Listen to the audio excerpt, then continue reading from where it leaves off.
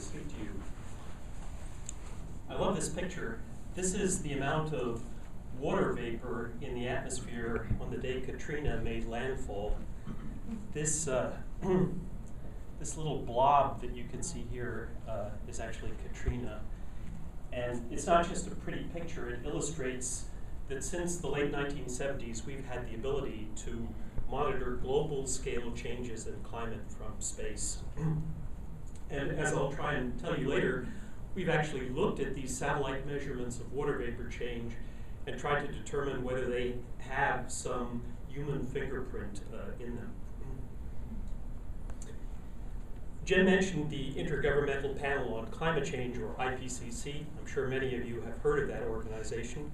They were set up in the late 1980s to advise the nations of the world what we know and what we don't know about the nature and causes of climate change, likely impacts of climate change on many things we care about, and possible mitigation and adaptation strategies. They've issued 4 reports. The most recent one was in 2007.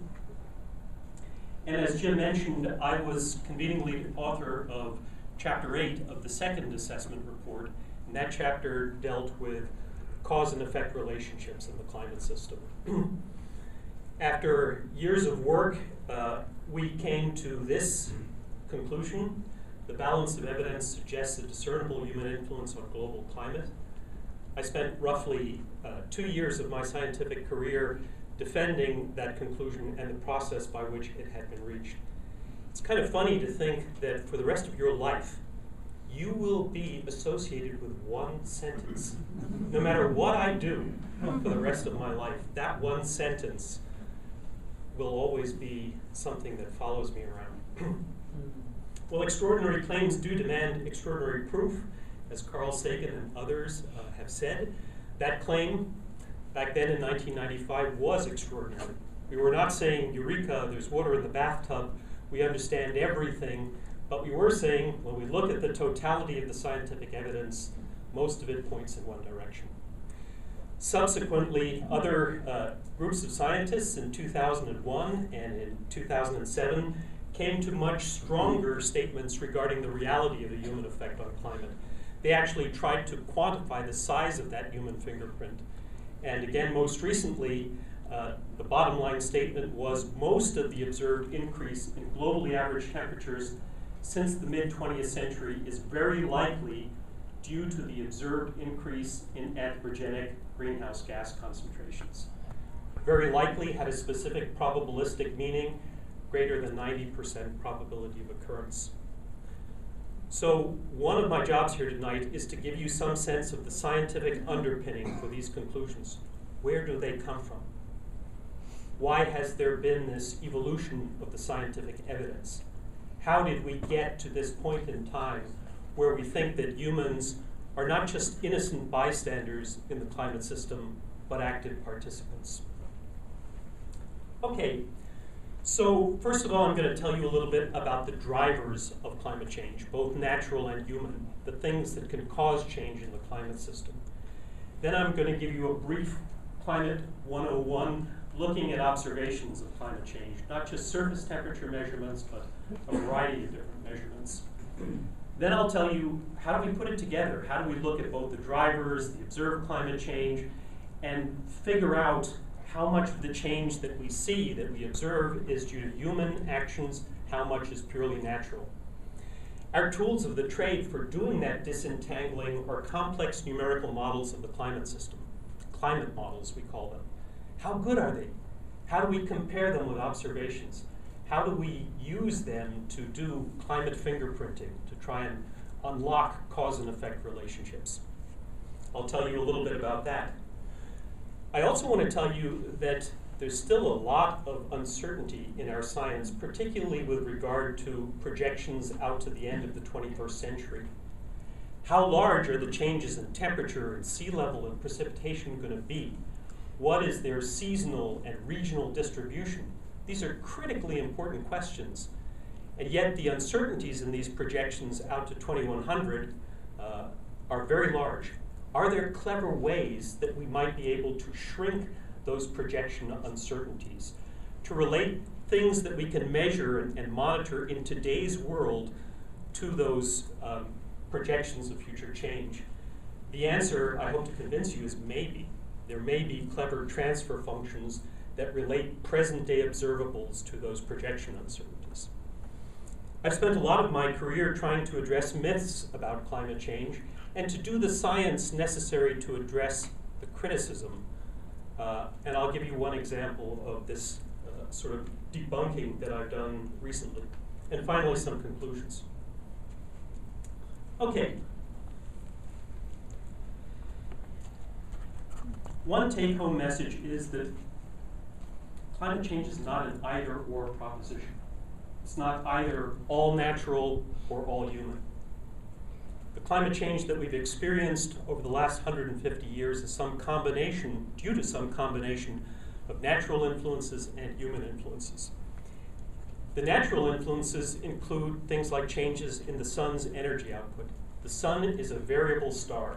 We've measured, as I'll show you later, its energy output roughly over the last 33 years or so. Further back in time, we look at things like sunspots, so-called cosmogenic isotopes like 10 beryllium, things whose abundance depends on changes in solar activity over time. And we've made inferences about long-term changes in solar output. We know the sun varies on timescales of 11 years and longer than that. In addition to purely natural changes in the sun, there are changes in the amount of volcanic dust in the atmosphere. This is satellite imagery of the eruption of Mount Pinatubo in the Philippines in June 1991. This big pancake type thing here is the dust cloud from Pinatubo. Pinatubo actually injected dust up into the stratosphere, and when dust from volcanic eruptions gets up there, it intercepts some of the incoming sunlight and actually some of the outgoing long-wave radiation from the Earth's surface. It heats the upper atmosphere and cools the lower atmosphere. And for a very large volcanic eruption, temperature on Earth's surface can be reduced for years at a time, sometimes even longer. Then there are things that are completely unrelated to changes in the sun and changes in the amount of volcanic dust in the atmosphere. And we know and love many of them here in California. El Niños, La Niñas, things like the Pacific Decadal Oscillation. These are internal modes of oscillation of the climate system. Think of a bell. When you ring it, it rings in preferred ways, depending on the composition of the bell, shape, the size of the bell. The climate system likes to ring in certain preferred ways. El Niños and La Niñas are one way in which the climate system oscillates. And what you see here are ocean surface temperatures during one of the largest El Niños of the 20th century, and we'll get back to that later. It's basically this sloshing of water along the tropical and equatorial Pacific, and the effects of El Niños are manifest not only locally where those temperature changes occur, they affect atmospheric circulation, they affect pressure patterns, they affect rainfall patterns all over the world. This is all natural. In addition to these purely natural drivers of climate change, there are things that we've done to the climate system. We know that beyond a shadow of a doubt. What you see here in the top panel are estimates of changes in three powerful greenhouse gases: carbon dioxide, methane, and nitrous oxide. This large spike here, this large increase that we've seen over the period of the Industrial Revolution, we know that in the case of carbon dioxide, most of that increase, probably about 4/5 of it, is due to our activities. How do we know that? Well, it turns out that you can actually do isotopic fingerprinting. You can look at ratios of carbon-14 and carbon-12 and figure out how much of this increase is due to human-caused burning of fossil fuels. And again, the very clear answer is about 75 to 80% of that increase is due to us. So, from my perspective, the debate in our field has not been, have human activities change the chemistry of Earth's atmosphere? We know they have. The debate has always been, how much climate change will that human-caused change in atmospheric chemistry lead to? in addition to changing the levels of greenhouse gases in the atmosphere, we've also changed the composition of and the loadings of so-called aerosol particles. Aerosols come in different flavors, if you will. Some aerosols, like sulfate aerosols, primarily reflect incoming sunlight and cool locally. Others, like soot aerosols, darker aerosols, primarily absorb incoming sunlight and heat locally. Again, these aerosol particles are not just a figment of some mad scientist's imagination. You can see them from space. This satellite imagery here is smoke from biomass burning from fires in Guatemala and Mexico in 1998. And again, at least locally and even regionally, these aerosols can have profound effects on climate. Additionally, humans have transformed the surface of the land. This is also satellite imagery of Rondônia in the Brazilian rainforest. And this herringbone-like pattern here, these are logging roads. When you perturb the surface of the Earth in such a massive way, you influence what we call the albedo, the reflectivity of the surface. You influence the fluxes of moisture from the soil into the atmosphere. And just like in the case of aerosols, locally and perhaps even regionally, you have the potential to influence climate. So the challenge is, how do we separate the natural drivers of climate change and their impacts on climate from these human influences on climate? Okay. Well, let's take a step back and look at observations of climate change. Much discussion about observations, their credibility, their quality. And of course, much of that discussion has focused on the integrity and reliability of surface temperature records. There are now 4 groups around the world that have taken on the difficult job of trying to assimilate information from many, many different thousands of surface measurement stations, ship measurements, buoys, satellite measurements, and splice together some coherent picture of global scale changes in our planet. This is one such estimate from the National Climatic Data Center in Asheville, in North Carolina.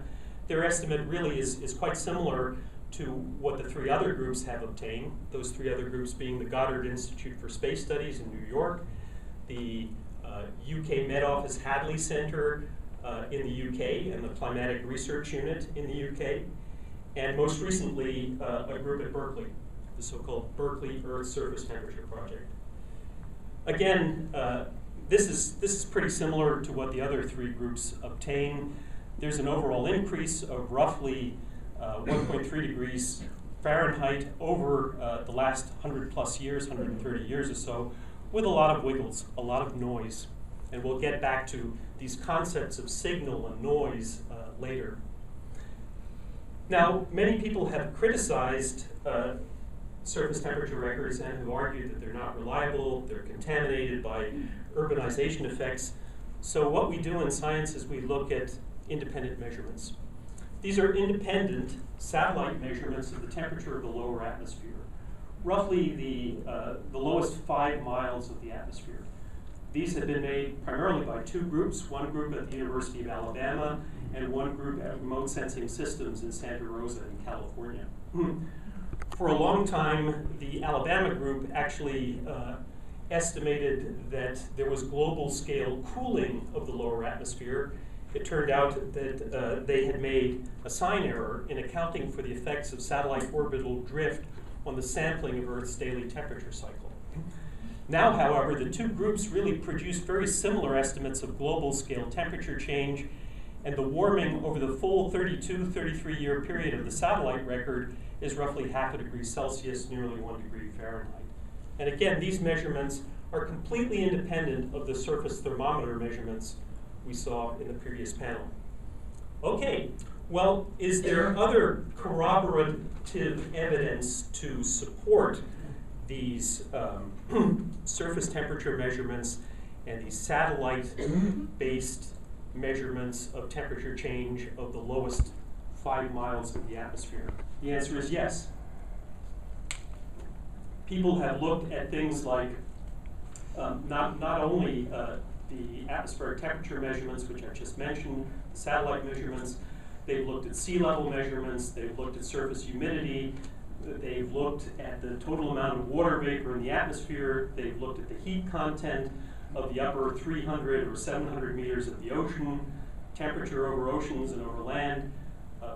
People have used multiple observational estimates of these things, and the bottom line is that they're all going up. So everything that we expect to show increase in response to those changes in atmospheric chemistry, levels of greenhouse gases in the atmosphere, is actually increasing. And things that we expect to be seeing a decrease in: northern hemisphere snow cover, glacial mass balance, sea ice extent in the Arctic, are decreasing as we've changed atmospheric chemistry. So the bottom line here is that there's internal and physical consistency to the changes that we see in many different aspects of the climate system. This is not a house of cards built on one observational data set alone. Okay, so we've studied some of the natural and human drivers of climate change. We've learned a little bit about the observations of climate change. How do we put it together? How do we study cause and effect relationships? This is a very famous figure from the fourth assessment report of the IPCC. And what it shows you, first of all, the black line is a smooth version of the red curve I showed you earlier. It's an observational estimate of surface temperature change of the planet over the last century plus or so. And it shows this complex behavior with some peak in the warming, which I'm sure we'll get back to here in the 1940s, cessation of warming, and more recent rapid warming. Now, Einstein loved what he called Gedankenexperimente, thought experiments, experiments that you can't really do in the real world. One of the advantages of computer models of the climate system is that you can do these Gedankenexperimente, you can do these thought experiments, and that's what you see here. So the the blue envelope is when you take 24 of the world's computer models of the climate system developed at over a dozen institutes around the world, and you run those models purely with natural factors. So our best estimates of changes in the sun's energy output over the 20th century, and our best estimates of changes in volcanic activity over the 20th century. I like to call this an undisturbed Earth experiment. Essentially, you're trying to simulate how might the climate of the planet have evolved in the absence of any human intervention. And again, you get an envelope of solutions here because you're using many models, they produce different results, they have different resolution, different physics, different parameterizations, so different ways of representing things that they can't explicitly simulate. But the bottom line is that the undisturbed Earth experiments can't capture the rapid warming that we observed over the second half of the 20th century. Now, when you run the same models, not only with natural factors, but also with human-caused changes in greenhouse gases, aerosols, stratospheric ozone depletion, you get this red envelope here, and at least qualitatively, the black line is contained in the red envelope. So there's some similarity between the model solution when you include natural and human factors and the observations. Now, this isn't compelling statistical evidence by any stretch of the imagination. The global mean temperature can change for many different reasons. It's a sort of necessary consistency test, but it's pretty weak evidence. So can we go further? We can. Back in the 1970s, Klaus Hasselmann, the director of the Max Planck Institute for Meteorology in Hamburg, recognized that the problem of trying to identify some human-caused climate change signal embedded in noise of natural climate variability was a signal-to-noise problem, and that one could borrow techniques that were standard in electrical engineering to try and do that separation of the signal from the noise. And what he recognized was you got to look at patterns. If you're just looking at global mean information alone, there's not a lot of specificity there. But if you look at complex geographical patterns of climate change, or if you take slices through the Earth's atmosphere, you have much better hope of being able to discriminate between different things that cause change. And that's what you see here. So these are all computer model simulations, no observations yet. This is from a particular model developed at the National Center for Atmospheric Research in Boulder in Colorado.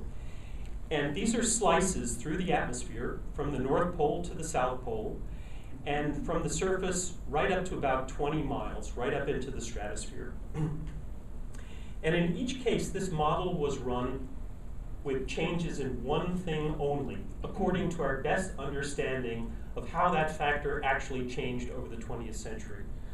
So here, this model was run only with changes in carbon dioxide, methane, nitrous oxide, chlorofluorocarbons over the 20th century. Here, the same model was run only with changes in these sulfate aerosol particles, which actually scatter incoming sunlight back into space. Here, the model was run only with stratospheric ozone changes and with tropospheric ozone changes. Here, it was run only with natural changes in volcanic dust over the 20th century, and here, only with natural changes in the sun's energy output over the 20th century. And in this experiment, which we like to call everything in the kitchen sink, the model was run with all 5 of these factors simultaneously. Now, let's focus on 2 of these fingerprints, if you will. And just to go back, the key point without getting into the details is they're different. They're not the same. And let's focus on 2 of these that have received so much attention. Now, we've known since the 1960s, when the first people like Suki Manabe and Jim Hansen and Warren Washington performed experiments with climate models, and they doubled atmospheric carbon dioxide levels, and they looked at the response to that perturbation, and this is what they got. They found that when you increased atmospheric CO2, you more effectively trapped heat lower in the atmosphere, and the upper atmosphere actually cooled. Now, people always say that computer models are not falsifiable. They don't make projections that you can actually compare with observations and falsify the model. That's not true. Back in the 1960s, when Suki Manabe and Jim Hansen and Warren Washington were doing this kind of thing, we really didn't have the observational data to determine what was happening, particularly in the stratosphere. Satellite measurements kicked in the late 70s. Weather balloon measurements of temperature change were sparse back in the 1960s. These guys could have been wrong, but as I'll show later, they were not. This is actually what we've observed, warming of the lower atmosphere and cooling of the upper atmosphere. Now, the fingerprint of changes in the sun's energy output as you slice through the atmosphere is completely different. And again, here, just let me explain for people who can't see the color bar here. So yellow to red means warming, and blue means cooling. And these changes are estimated over roughly the second half of the 20th century. Again, these are only climate model simulations. Now, why do they look so different? Well, our best estimate from a variety of sources is that there has been some small increase in the sun's energy output over the 20th century, essentially more sunlight arriving at the top of the atmosphere, and you have heating throughout the entire atmospheric column. So this is shown not only by this model, but by virtually every climate model that's been used to perform sun-only experiments. So what do the observations look like? Okay, that's what you see here. You see another slice through the atmosphere from the North Pole to the South Pole. This is a climate model calculation again, from the surface right up into the stratosphere. And this is based on weather balloon measurements of temperature change over roughly the last 40 years or so. And while there are some noticeable differences between the model calculation, this is sort of everything and the kitchen sink calculation again, and between the observations, notably here in the tropical upper troposphere, as we call it, the basic pattern of cooling of the stratosphere, warming of the troposphere, is common to both the model calculation and the observations, and is fundamentally different from the sun explains everything fingerprint. Now, people still posit that the sun explains everything. In addition to the fingerprint difficulty, which I've just showed you, there's another difficulty. These are our best estimates from satellites, from space, of changes in the sun's energy output since we started directly measuring those energy output changes in the late 70s. And you can see nicely the 11-year solar cycle in the sun's energy output. But the key thing to note here is that over the period that we've actually monitored the sun, there's been no overall increase in solar energy output. But our best understanding is that global mean temperature has increased over the period that we've been monitoring the sun. So the sun explains everything hypothesis does not fit the available observations, either in terms of the pattern of change or in terms of the lack of change in solar energy output over the last 32 years. Now, people have done this, when the first fingerprint studies like this were done in the early to mid 90s, they were criticized, quite rightly. People said, Dr. Santer, if there really is some human-caused climate change signal lurking in observations, you should see it in many different aspects of the climate system, not just in surface temperature, not just in atmospheric temperature. Go look beyond temperature. And that was valid criticism. And the community responded by doing this kind of pattern comparison between simulation output and observations for many different things. For the total amount of water vapor in the atmosphere, for surface pressure patterns, for rainfall patterns, for the vertical structure of ocean warming, so how a warming signal was penetrating into the world's ocean basins, for continental scale runoff. Now, the number of things that the number of different climate variables for which this type of work has been performed is probably several dozen. And in each case, the bottom line message is natural causes alone can't explain the observed changes that we see in many independently monitored variables. Okay. One integral component of fingerprinting is climate models. We use them to simulate the fingerprint that we search for in observations. We also use them to simulate the noise of internal climate variability, things like El Niños and La Niñas. And some have claimed these models are garbage. Garbage in, garbage out. You folks never compare them with observations. You never scrutinize them. That's not true, as I'll hope to convince you. The group that I work at Livermore is called the Program for Climate Model Diagnosis and Intercomparison. We are not climate model developers. Back in the late 80s, the Department of Energy decided that it was useful to separate the endeavor of developing computer models of the climate system from the job of evaluating them, comparing them with observations. Our job is to evaluate all the world's climate models, to compare them with observations in a variety of different ways. And these are tests that we routinely perform. We ask how well they simulate today's average climate, the daily cycle of temperature, clouds, and rainfall, the march of the seasons, the changes that we see in transition from winter to summer. We ask how well they simulate the cooling that occurred after massive eruptions like the Pinatubo eruption. We even ask how well they take up things like bomb tritium, the tritium that was produced as a result of atmospheric testing in the 1950s. That provides you with some information about how rapidly heat is penetrating into the ocean, and you can use those bomb tritium measurements to make inferences about how successfully models transport heat into the ocean. My own interest is in confronting models with observations over the satellite era, the last 30 plus years or so, and over the full instrumental record, comparing things like surface temperature changes. We even subject these models to ice age conditions. We think we know something about the configuration of ice sheets at the time of the last ice age, the orbital parameters that were in operation at the time of the last ice age. And given these orbital conditions given these ice sheets, we ask, okay, climate model, what kind of simulation of the atmospheric circulation and the ocean circulation do you produce when confronted with ice age conditions? And then we compare with paleoclimate data in order to see whether the model gets, for example, the monsoonal changes that we think happened at the time of the last ice age. We even, at Livermore and elsewhere, attempt to diagnose these models by running them in weather forecast mode. Well, why would you do that? Well, the idea there is that when you take a climate model and you actually make weather forecasts hours or days into the future, you can immediately confront the model with high-quality observations.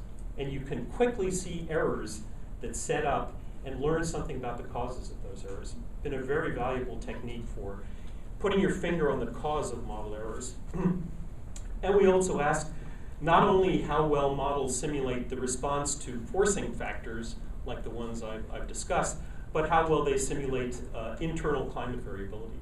Things like El Niños, La Niñas, the Pacific Decadal Oscillation. I'm going to show you two examples of climate model evaluation studies that we performed at Livermore. This is called a performance portrait. And the beauty here is that you can evaluate all the world's climate models and do statistics across them. This is transformational. Even 15 years ago, we really couldn't do this kind of thing. Now we can. At Livermore, we house the simulation output from all the roughly 24 models that were run in support of the IPCC's fourth assessment report. And what we did here is we compared each of these models with observations. And we asked, okay, model, we're going to look at a bunch of different climate variables, things that you'll recognize like total cloud cover, rainfall, water vapor, surface pressure, some other more esoteric things. And here are the roughly 24 models. Their identities have been skillfully disguised using letters here. And in each case, what we do is we ask how well does model A or B or C for this particular field here capture the observed changes in that variable over the seasonal cycle, from winter through to summer. And we're actually looking at the patterns, how well the model gets the observed patterns right. Now, people can calculate different measures of model skill, relative or absolute measures of skill. I don't want to get into the technical details. Suffice it to say that this is a relative measure of skill. So what you're looking at now is how well each model is doing relative to its peers. And if you have red colors here, then you're doing poorly. For example, dark red means that you're doing 50% worse than the average model. And blue to purple means that you're doing well relative to your peers. So if you look at model L here, across the board, across all of these variables, it's really not doing very well relative to its peers. Another model, model G, lots of blues, it's doing pretty well relative to its peers. And one of the curious things is that when you take the results from this collection of nearly 24 models and average them and compare the model average with observation, the model average actually outperforms pretty much any individual model. And we know that too, the wisdom of the masses, we know that too from numerical weather forecasting. Many operational weather forecast centers actually use multiple models, combine forecasts, and often show higher skill when they use multiple models to make forecasts. And we've seen this superiority of the model average in many different things, not only in terms of what I'm showing you here, but also in terms of complex patterns of variability. We don't fully understand why we get these results. It seems like there's almost some random component to model error structures that you smooth out when you average over a large enough collection of models. Back in 2007, my colleagues and I published a paper in Proceedings of the National Academy of Sciences where we claimed to have identified some human-caused climate change signal in satellite measurements of water vapor change, the same measurements that I showed you on the very first slide. In doing that climate fingerprint work, we used all of these models, all of these 24 models that I showed you previously.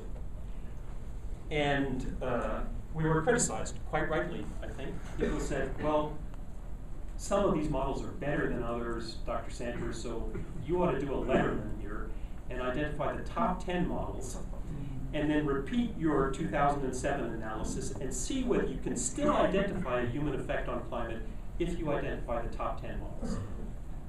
So we tried to do that. And the bottom line here is it a democracy? One model, one vote? Or should you pay more attention to demonstrably better models? And if so, how do you identify demonstrably better models? So we revisited this in 2009 in a follow-up paper. And what we did is we looked at 70 different measures of model performance. And we just looked at two things. We looked at water vapor and we looked at ocean surface temperature. And we looked at how well these 24 models simulated observed average water vapor and average SST, and how well they captured more difficult things like the variability of water vapor and ocean surface temperature.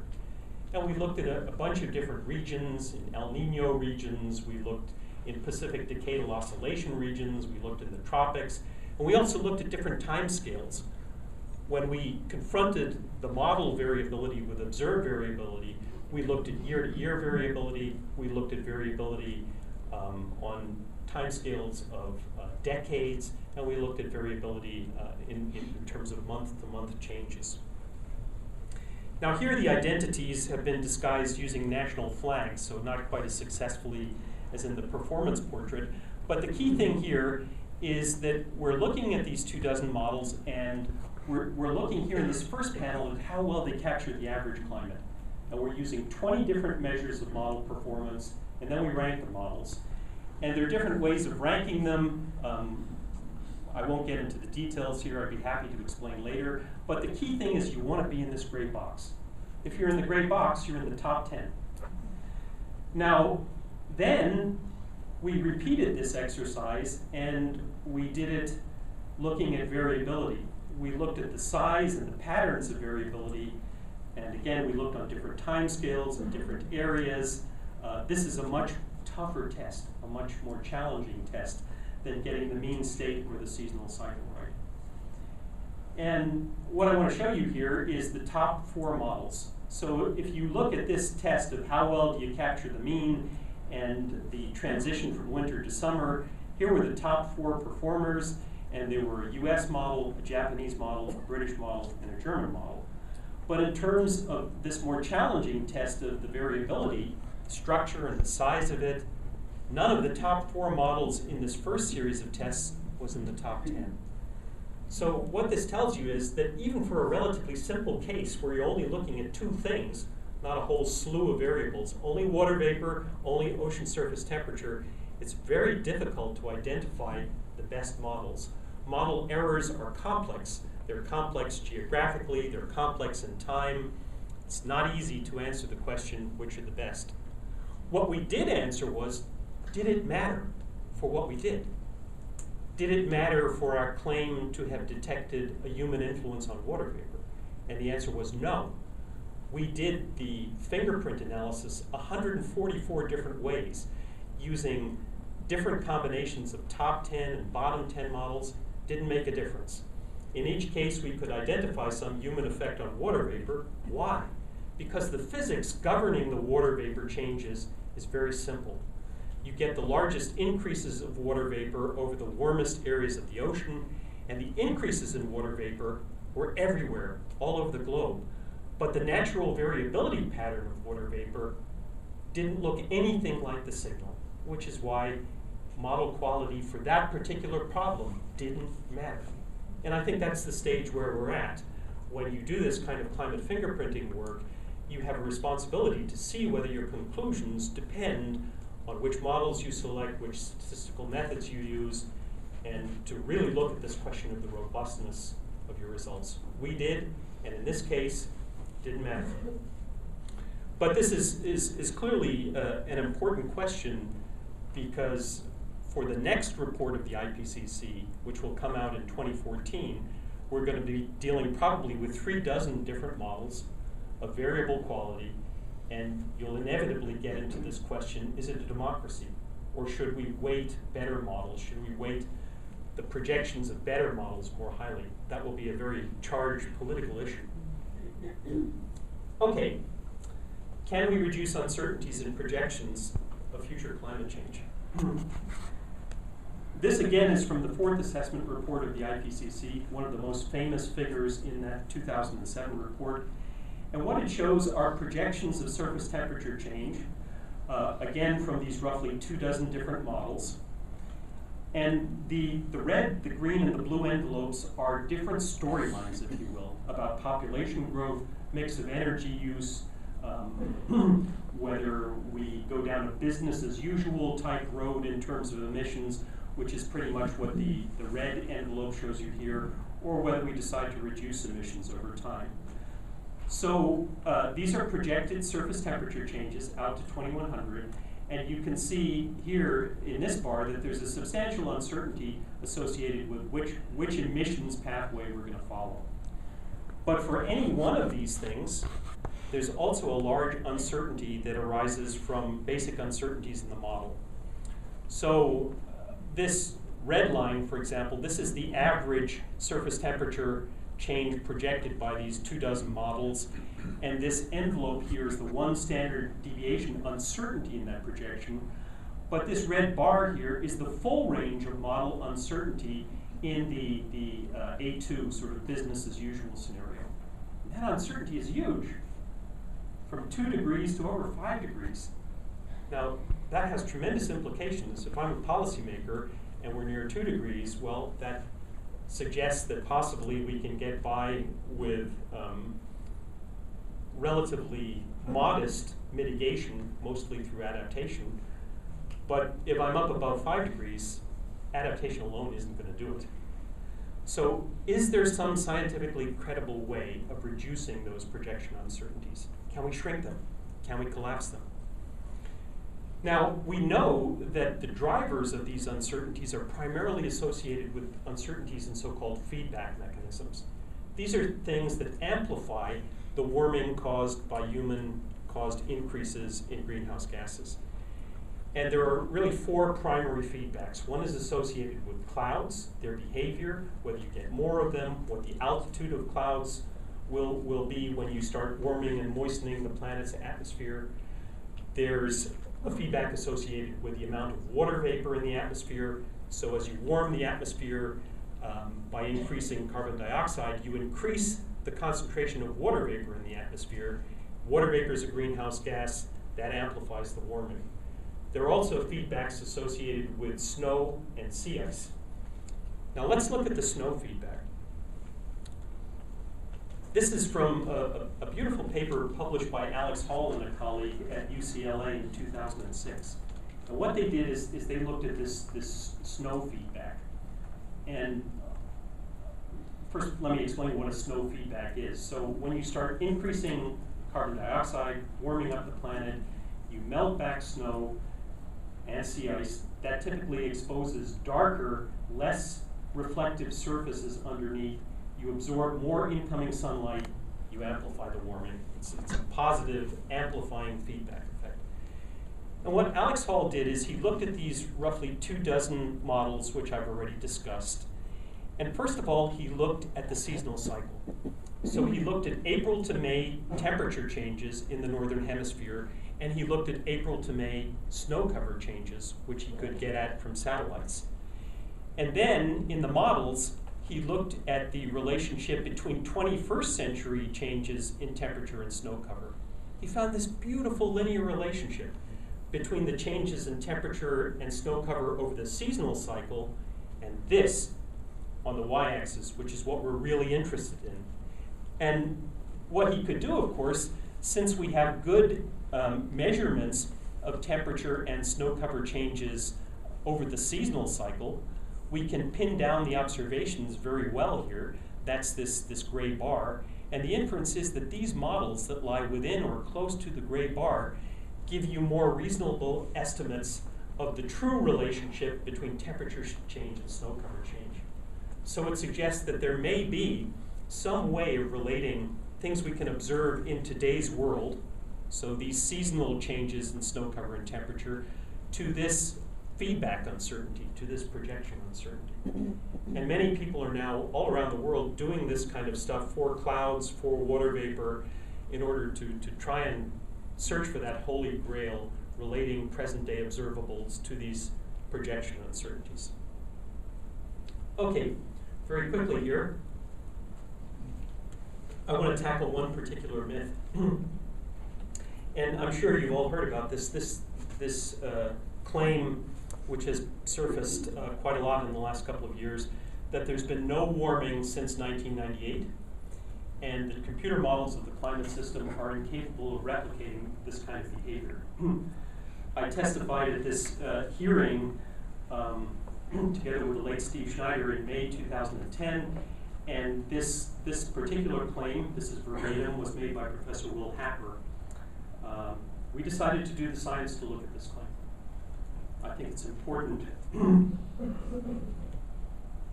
the case of all these kind of issues to do the science, see whether the claim has validity or not. So what you see here are observations of the temperature change of the lower troposphere again, the lowest 5 miles of Earth's atmosphere. This is from remote sensing systems in California, and you can see it's pretty noisy. Again, the start of the satellite record of atmospheric temperature change is the late 1970s. This goes through to the end of 2010 here.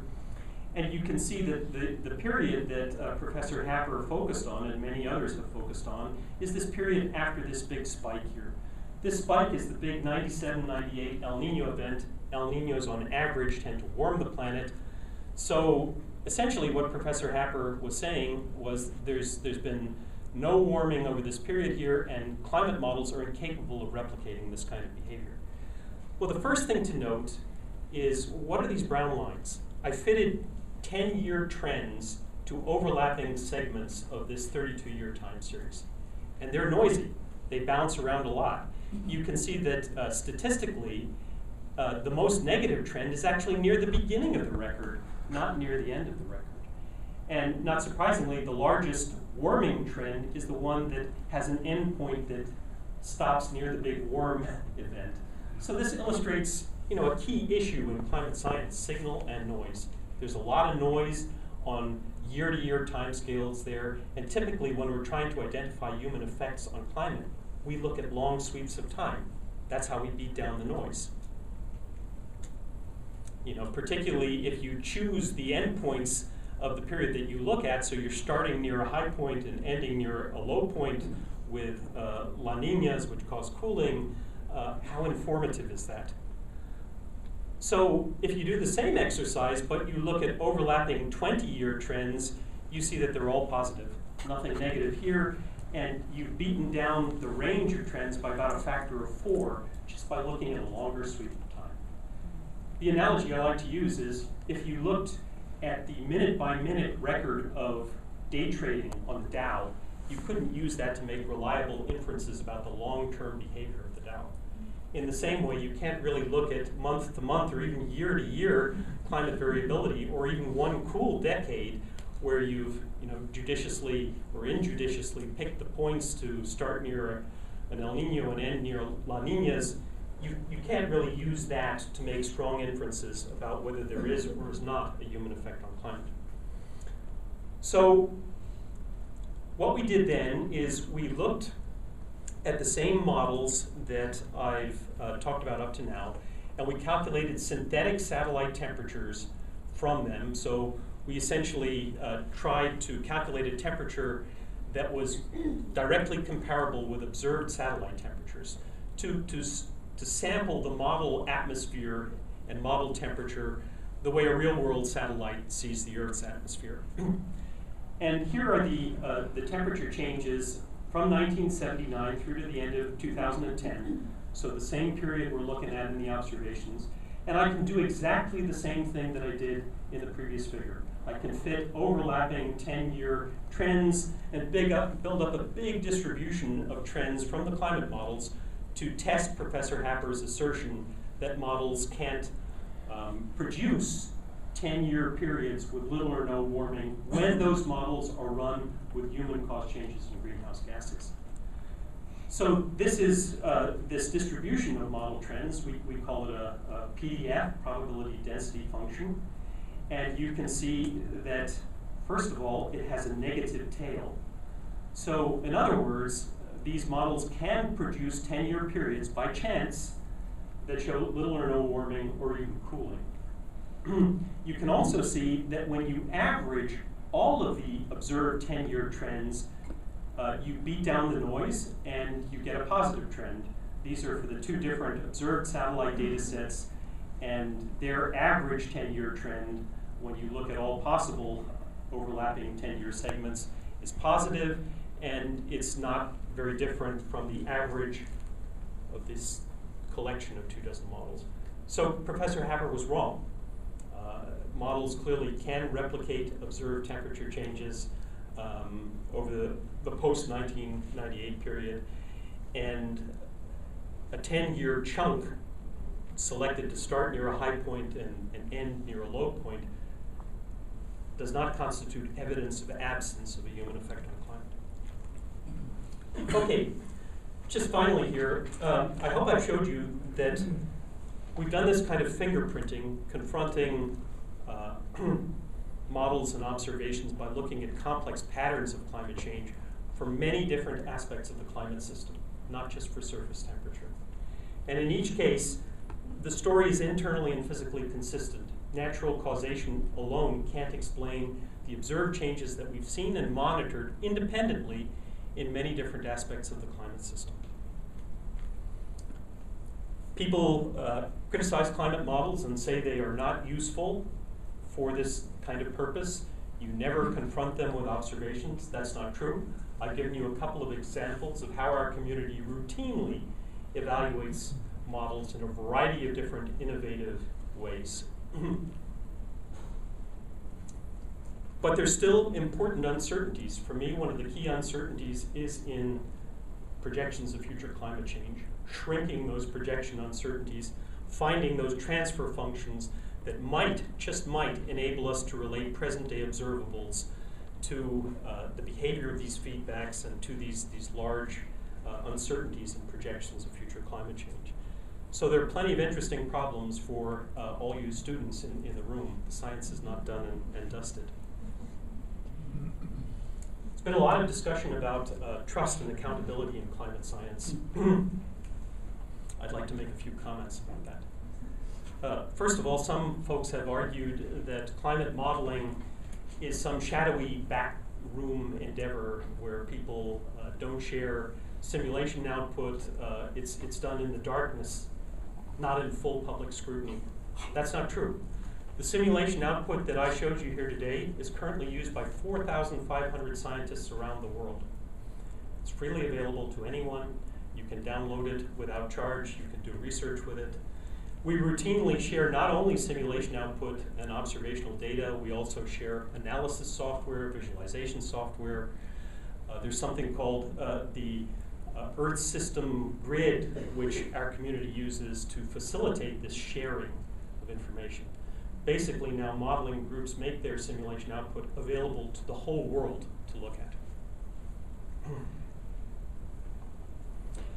I'm sure you've all heard about ClimateGate. I was personally affected by that. Some of my emails were in the roughly 1,000 emails that were illegally purloined from the University of East Anglia, from the Climatic Research Unit. That's where I did my PhD. ClimateGate does not call into question IPCC and National Academy of Sciences' conclusions that the Earth is warming and that humans are a major contributor to that warming. There have been, I believe now, 6 investigations. The allegations have been shown to be baseless. These are good men and women who have spent much of their scientific careers devoted to the difficult job of trying to understand the nature and causes of climate change. They deserve our thanks, in my opinion. Unfortunately, even some of our elected representatives use words like scam, hoax, and conspiracy to describe everything that I presented you today. That does all of us a disservice. I firmly believe that in order to take wise decisions on what to do about climate change, we need the best available scientific information. not misinformation, not disinformation, not wishful thinking. My job, as I see it, is to do the best science I possibly can, and also to try and explain that science in plain English, what we did, what we learned, what it means. We can't afford to embrace ignorance. Just finally, I'm a climber. I've spent a lot of my life in high alpine environments around the world. In addition to the scientific imperative to understand the nature and causes of climate change and likely outcomes, I also believe that there is a moral and ethical imperative. Over my lifetime, I've seen important changes in some of the regions that I've climbed in the Alps, in the Himalayas, in the Rockies. These are fragile, beautiful places, and it's of concern to me that future generations will not experience these places in the same way that I did. So I think I'll leave it there. Thank you very much for inviting me here and giving me the opportunity.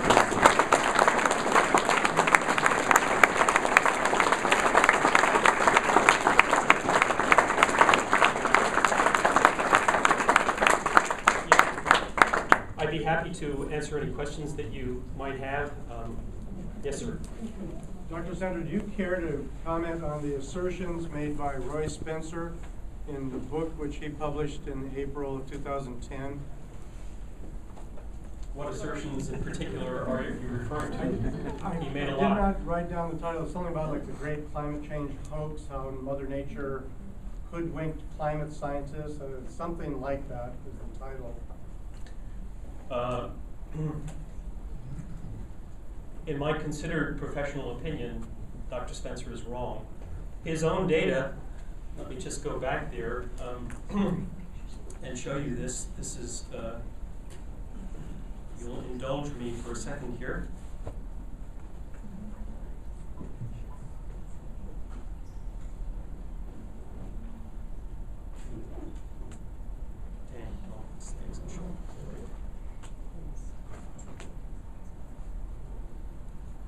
Okay, so let's go back.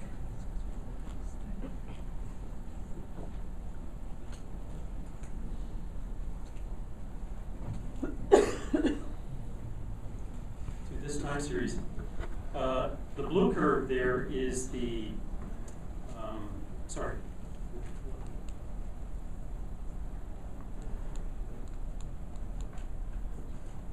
Again, this is an important point that you raised, which is why I'm trying to find the right slide here. Here it is. There we go. So I showed this at the beginning. These are observational estimates of the temperature change of the lower troposphere. The blue line is from the Alabama group, John Christie, Roy Spencer.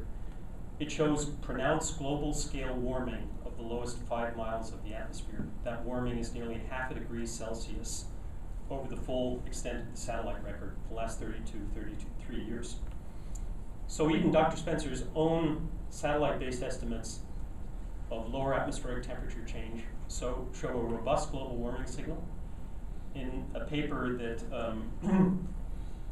came out in the last couple of weeks that we published, we show that this warming signal, even in the Alabama data, is 4 times larger than our best estimates of natural climate fluctuations on the time scales of 32 years.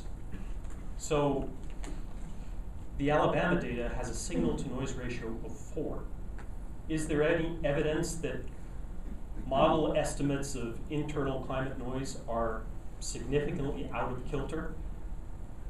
We looked at that question too in this paper, and if anything, we found that models on these long time scales slightly overestimate the observed size of natural climate fluctuations on these long multi-decadal timescales. So the best answer to your question is that even Dr. Spencer's data, his own data set, now shows pronounced global scale warming of the atmosphere. Yes, sir. Yeah, one problem always with models is the things that aren't in the model. Sure. The uncertainty that you can't know about, you don't know what it is you're leaving out. I'm just curious what the thing you're most concerned about that's not in the model that might mess up this prediction. Everybody get that question? So the unknowables, well, there and the unknowns. One concern, of course, has been prominently discussed, and it relates to carbon cycle feedbacks. So the class of model results that I showed you here are models of the physical atmosphere, ocean, sea ice, climate system. They do not include within them carbon cycle models.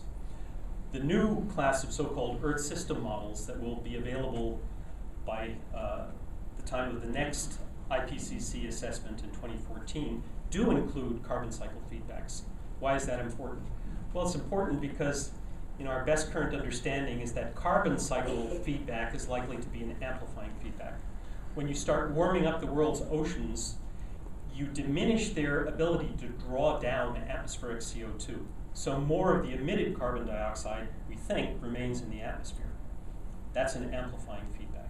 Another amplifying feedback that's been prominently discussed that isn't in any of the simulations I addressed here is methane release from the thawing permafrost. That as you start warming at high latitudes, you start thawing permafrost, you release methane. There are wonderful YouTube videos of a scientist actually lighting some of this outgassing methane. Methane's a potent greenhouse gas.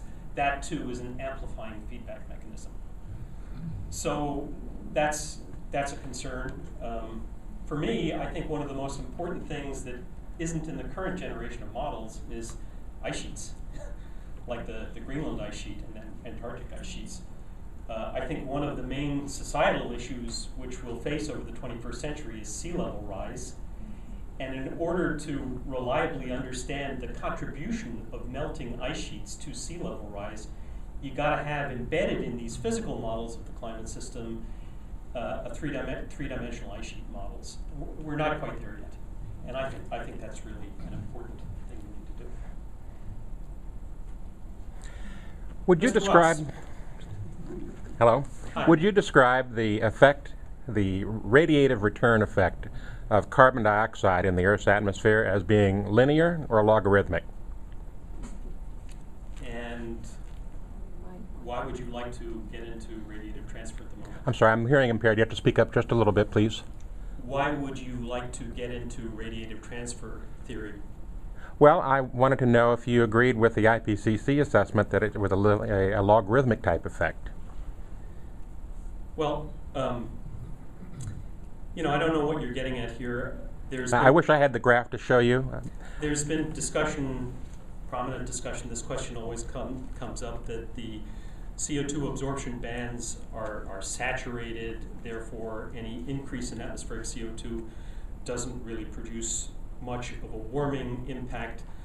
The key thing, and I'd refer you to an article in Physics Today by Ray Pierre-Humbert, is that the wings of the CO2 absorption spectrum are not saturated, and we clearly know that as we increase atmospheric CO2, we will continue to warm the planet. That's the best answer I can give. Yes, sir. I just want to ask, so do you think that we should we should weight the models, these new models, higher than some of these older models? Well, what I've tried to show you is that weighting is tremendously difficult. And even if you look at one or two variables alone, it's tough. It's tough to figure out how to do the weighting because model errors are complex and some get aspects of the variability right in this region but not in other regions. I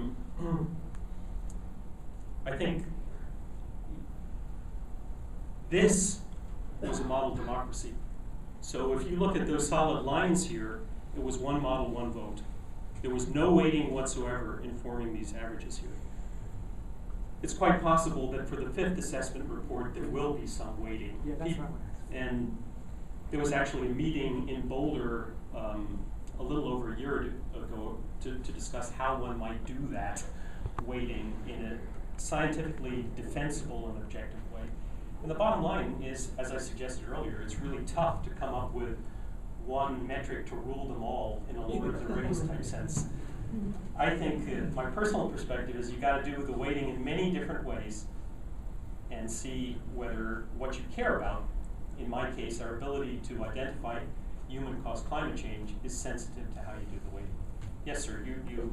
Yeah, why don't you use the Keeling curve in your presentation, which seems to show nature's output of carbon dioxide and man's production at the same time? I'm not sure what you refer to. The Keeling curve is actually the measurements initiated by Charles Keeling at Mauna Loa Observatory in the late 1950s, and those show this overall increase in atmospheric CO2 and the nice seasonal cycle of atmospheric CO2. In fact, you know what I showed you back when I was showing the different factors that influence climate.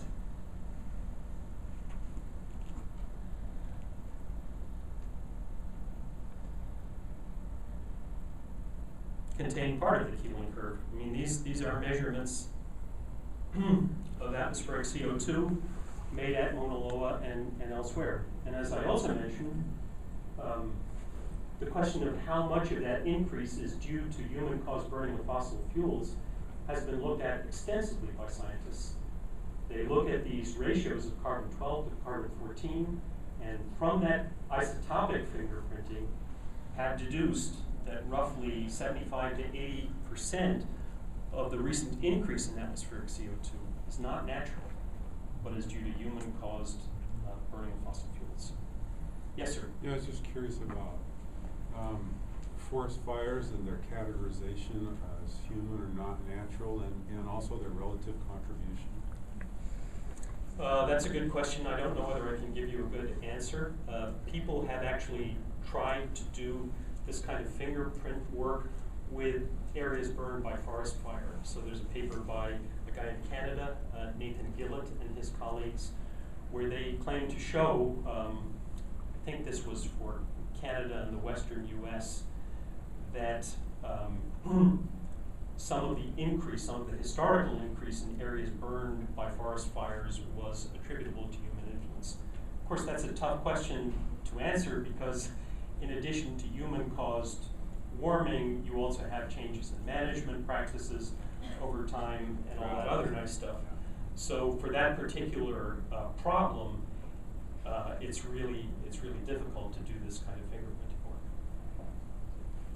Yes, ma'am. And then I'm going to go to the other side of the room. Thomas Friedman has described climate change as global weirding, and if I understand his point correctly, different parts of the Earth are changing at different paces or in different ways. So how do climate scientists take that into account when they're doing their studies? Yeah. Well, for me, global warming has always been a little bit of a misnomer because it conveys an expectation that every location on the surface of the Earth will warm, and that warming will be inexorably larger every year relative to the previous year. That ignores noise, and I hope I've showed you a little bit about climate noise. Climate noise is complex in space and in time. There are things like El Niños affecting temperature on different areas of the planet, La Niñas, other internal modes of variability. Noise isn't going to go away. And that, again, is why we look at changes over long sweeps of time, many decades or even a century, in order to get at causation, to understand the underlying causes of change. Now, you know, the very clear message from IPCC reports, U.S. National Academy reports, is that as you warm and as you moisten the atmosphere, as you change the mean state of the planet, you shift the tails of distributions as well. So some of the behaviors we've seen and people have reported on change in the relative frequency of warm nights versus cold nights, changes in the most extreme rainfall, the highest rainfall events. Those are not vast scientific surprises. Those are expected behaviors. The scientific question of how we've actually changed the risk of threshold crossing extreme events like the 2003 European summer heat wave That's an active area of scientific research, and lots of people are looking at what they call event attribution, looking at individual events and trying to figure out in a scientifically responsible way how human actions have changed the risk of that type of event. Yes, sir? Yeah, I was busy trying to follow your graphs and so forth. And in the process, I think I missed something rather basic. And that is it your graph, your computer model shows increasing temperature. It's not my computer model, sir. The one that you presented. Sure. And is the contention that that increase is due primarily to the increase in CO2 in the atmosphere? That's the point I think I missed. Well, I failed if you missed that point, because that is indeed my contention. Well, This I was trying to follow a lot of little details and graphs that you were showing. Yeah. In the process, I think I missed that important thing. Well, let's go back to a relevant slide here.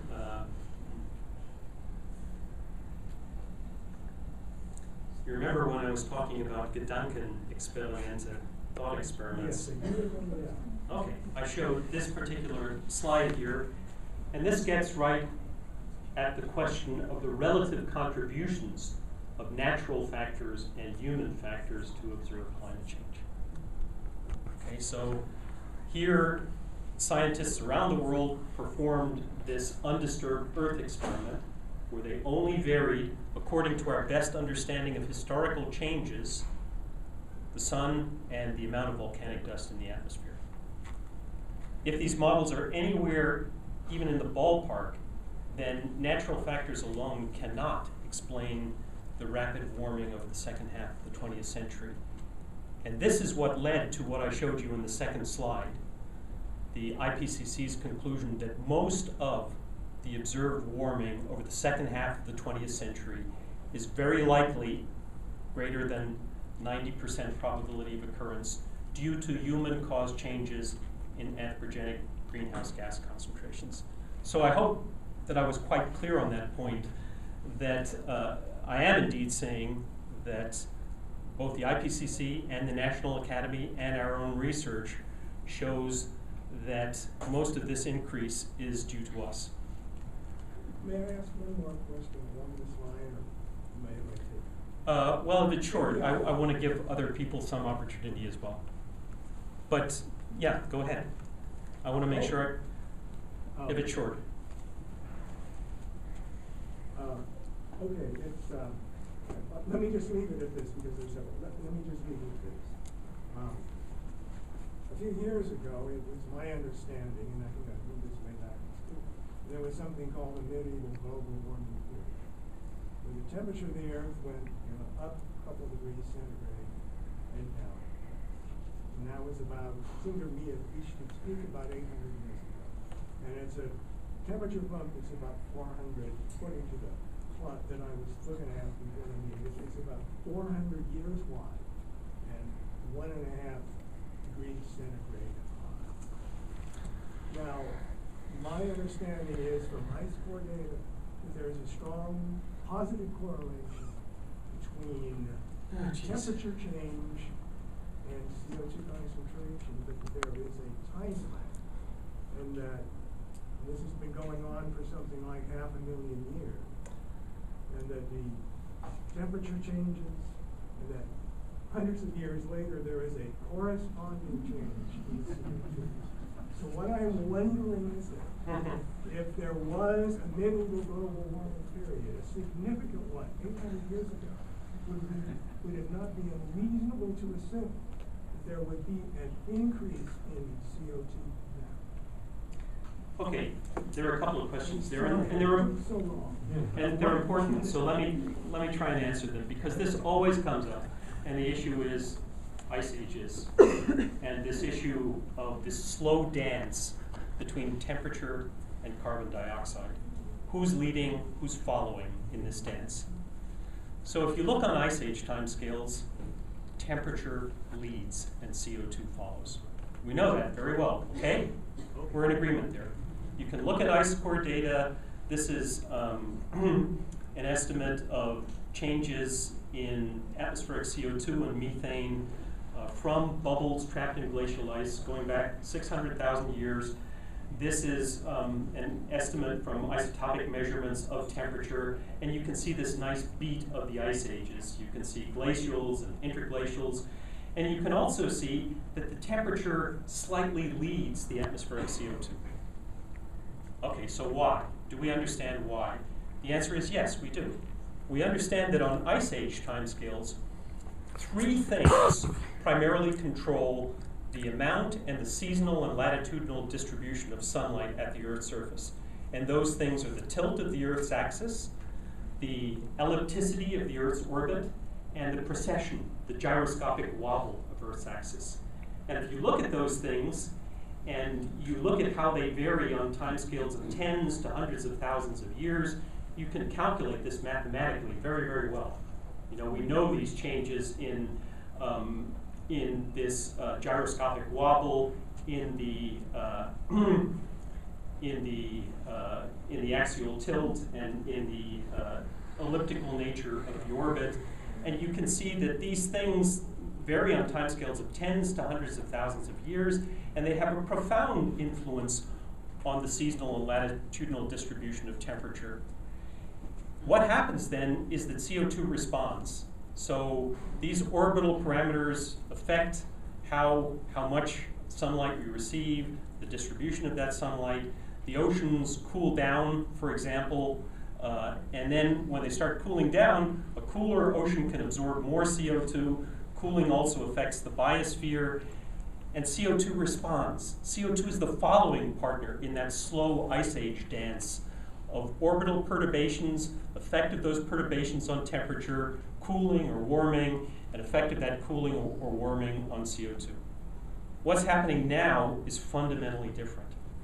Now, over the last century and a half, the orbital perturbations are irrelevant on that time scale. On this time scale, CO2 is the lead partner in this dance. It's a much faster dancer, and temperature follows. We know that we've changed CO2 levels in the atmosphere. It isn't the axial tilt, it isn't the ellipticity, it isn't the gyroscopic wobble of the Earth's axis. So you can't conflate those two things. You can't conflate temperature CO2 relationships on ice age timescales with CO2 temperature relationships on short timescales. I think I'll give another person, but I'd be happy to discuss this further with you. Yes, sir. In more recent times, I like to read about China, and they're actually coming into consciousness about climate.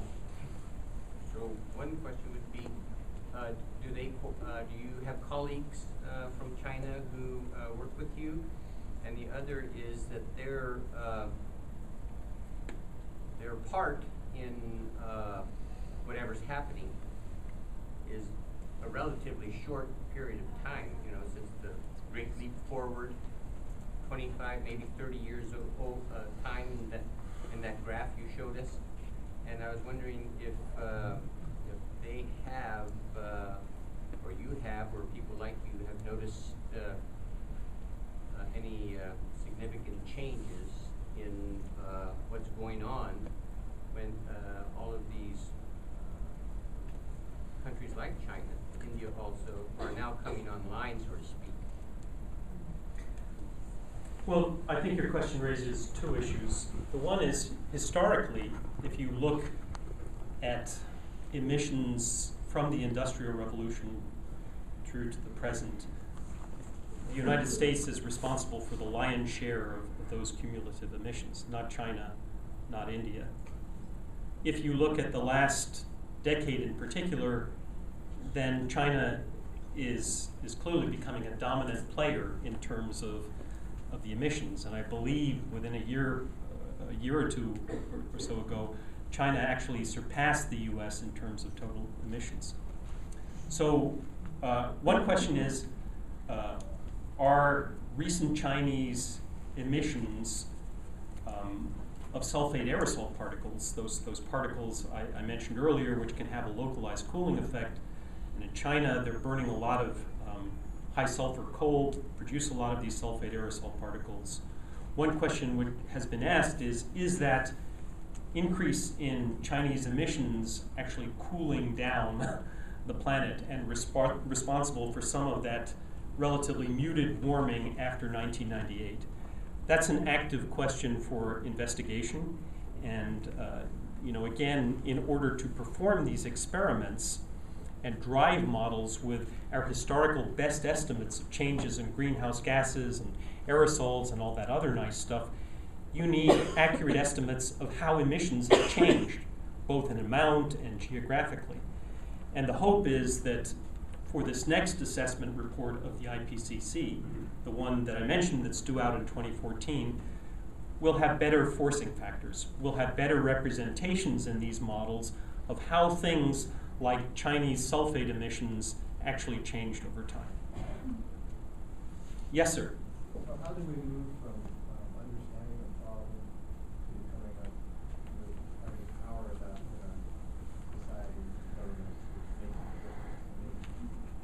Oil is our blood as a society. So how do we get the power that we need to cause legislative difference and changes? We can elect a different president based on who's elected to go away from oil. It just seems like everything's against us as far as being power to make a difference. With our consumers' mentalities. Well, thank you for that question. I guess my response is that if you have... Most people that come here already believe what you're saying. And not everybody. About it. Well, what I mean is I come to a lot of things like this, and I hope that we're not just preaching to the choir, because it's hard to get people who doubt to come and listen to something that goes against what they already believe. Well, again, I really appreciate that question. I've made a point in the last few years in particular to go out of my way not just to preach to the choir, but to speak to people who have concerns about the science. I believe that's part of my job too, to stand up here in public, to listen to questions, to concerns like this gentleman's concern here, and to try and give good answers, or if I can't, say I can't. And I've seen remarkable changes. In the last couple of years, I've had opportunities to brief the board of directors of oil companies, opportunities that I never thought I would have in my scientific lifetime. I think regardless of where you sit politically or in terms of any other affiliation on the what to do about it, we all have some investment in the future, particularly if you have kids or you have grandkids. And you want to understand at some very basic human level, what kind of world am I leaving behind for them? I think even the Koch brothers, who fund organizations whose main effort does not seem to be to bring clarity to the science, even they have to consider, what do we want to be remembered for at the end of the day? Do we want to be remembered for how much money we acquired over our lifetimes? Or do we want to be remembered for something else? So I'm cautiously optimistic. I do think that everything I've seen in my scientific career tells me that this is a serious problem and we ignore it at our peril. And I do see that people are recognizing that there are economic opportunities inherent in this problem. That this old chestnut we've been given, either do something about climate change or preserve millions of American jobs, you can't do both, is, as Steve Schneider would have said, a false dichotomy. Smart people have recognized that if you can find efficient and cheap ways of providing low carbon energy, you will make a lot of money over the 21st century. And that's the challenge for all of us here. There are lots of other questions still. Sure, I'm happy to answer a couple more. I actually don't have a question, I have a comment. Sure. I've always, for a long time, felt that this argument just gets to be ridiculous because the things that you mentioned that are contributing to global warming, which I, by the way, happen to believe in, even if you don't believe in it, they are dirtying our air and they have health consequences. And asthma is on the rise in all ages. Non-smoking lung cancer is in many parts of the world. And there's no reason that we should have to live with dirty air because it's not good for us. So let's just address the problem from many aspects, not just Well, global warming. thank you for that comment, ma'am. And of course, that's part of the reason why the EPA came to its endangerment finding and argued that there's this interplay there between warming and things like tropospheric ozone and human health. And we've got to be cognizant of those interplays between changes in climate and changes in air pollution. And many people have been actively looking at that, particularly on the ozone side. So it's a good thing to do. Let's quit arguing. Right. Well, you know, clearly there are many co-benefits of, as people have said, from trying to do something about the problem. I think, you know, another important point is this is not a belief system. The things that I've showed you here today, these are measurements. These are our best estimates of how atmospheric concentrations of greenhouse gases have changed, temperature and water vapor and ocean heat content. They're not a belief system. Yes, sir.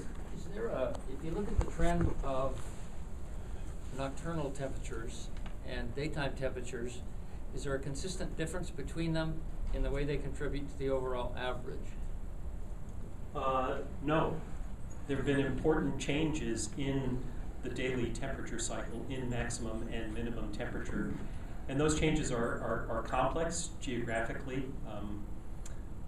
One of the things that we've looked at Livermore actually is the influence of irrigation on daily temperature changes. And you can see that quite clearly in the Central Valley, that as the area under irrigation has increased over time, that's had profound influences on both you know, maximum and minimum temperatures, but not, you know, not the same. So there clearly is some signature there in the daily temperature cycle, but it's complex. It's related not only to greenhouse gases, but also to changes in cloud cover, aerosols, irrigation.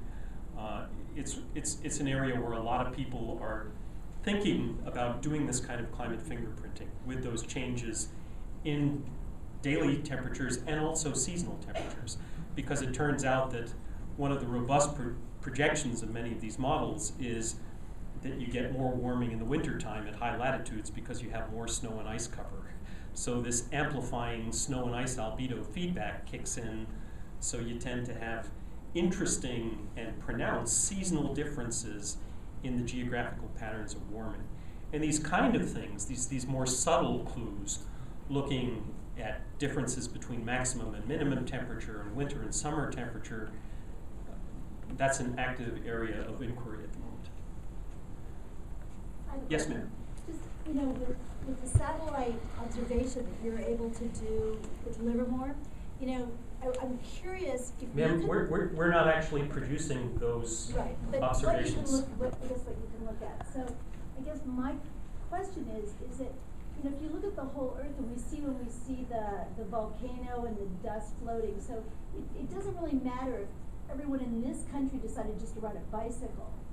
If in China they're producing, or wherever in the world they're producing all these gases, are you guys able to look from the satellites and I guess measure, you know, where the pollutants are really coming from on this planet? Because again, if we all rode bicycles in this country and they're producing tons of gases in other countries, it's floating over just like volcano smoke covering the world. Yeah. How do we do this? Thank you very much for that question. You're right. You know, the atmosphere is not a respecter of national or international boundaries, and that's part of the problem here, that this is truly a global commons problem. But the question you ask is really interesting, because if there is any globally binding treaty to reduce emissions of greenhouse gases in individual countries, you got to be able to verify it. And a lot of people are thinking about that verification aspect of things. How would you actually monitor a country's changes in emissions? And a lot of clever people at Livermore, at many other places, are trying to figure out how to do that using combinations of measurements. For example, we receive a lot of Chinese pollution here on the west coast of the United States. You can, you know, measure some of that as it arrives at the west coast. You can look at aerosol particles. You can look at greenhouse gases, and you can do backtracking using climate models. Essentially the same kind of stuff that people were trying to do with the Fukushima disaster, to do clever backtracking or forward calculations.